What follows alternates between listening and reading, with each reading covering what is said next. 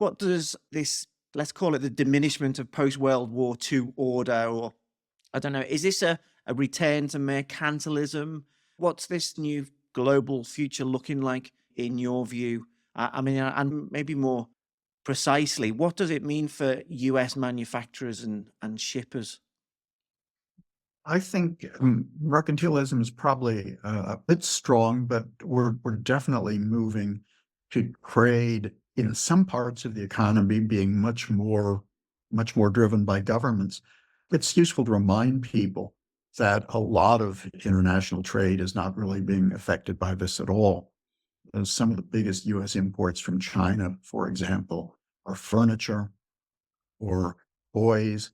Okay, we're not seeing much mercantilistic behavior when it comes to trading in beds and tables.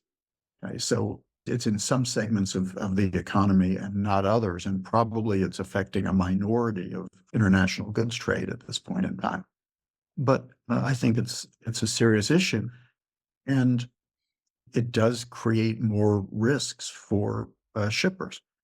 I think one thing that we're seeing in this environment is that the increase in regulation of international trade weighs much more heavily on small companies than big ones. And so it's somewhat going to change the equation in terms of who participates in trade.